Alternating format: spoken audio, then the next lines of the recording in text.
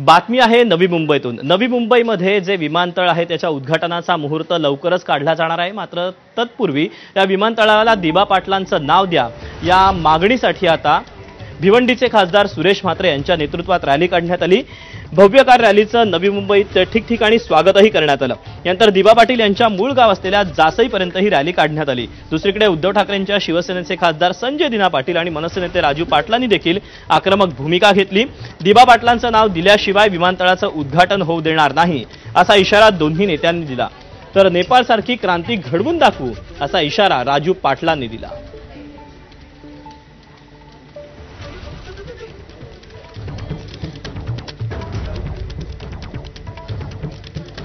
एक आठवड्यात जर नोटिफिकेशन आलं नाही तर पूर्ण ठाणा, पालघर, नवी मुंबई आणि मग मुंबईचा काही भाग हे कम्प्लीट आम्ही बंद ठेवू। कम्प्लीट ते एक आमचं सरकारला काय बोलतात मेसेज असेल, बरोबर आहे। त्याच्यानंतर सुद्धा नाही झाले तर मग लाखोच्या संख्येने विमानतळाला 2 दिवस अगोदर 30 तारखेला उद्घाटन असेल तर 28 तारखेला विमानतळाला घेराव घातला जाईल आणि लाखोच्या संख्येने लोक असतील। मग धावपट्टी पण उतरवलं लागलं तरी चालेल आणि काही झालं तरी चालेल। शासनाने काही केलं तरी चालेल, परंतु कसली तमा न बाळगता आम्ही रस्त्यावर। सरकार का हे फक्त निवडणुकाच्या तोंडावर घोषणा करून आम्हाला वारकरी समाज असेल किंवा आमच्या इकडचा भूमिपुत्र असेल यांना गृहीत धरतोय का?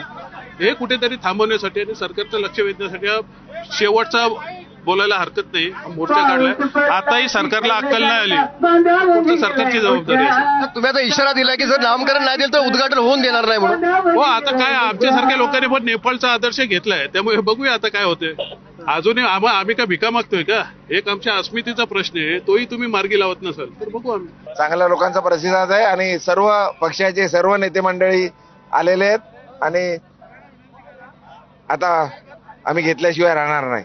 राज्य सरकारने हिरवा कंदील दिला, मात्र केंद्र सरकार नाव देत नाहीये। पुढील महिन्यामध्ये उद्घाटन होणार आहे, मिळून करू ना। आता एक व्हायला लागलोय, आता ताकद दाखवली आमची, आता बरोबर घेऊन राहू आम्ही।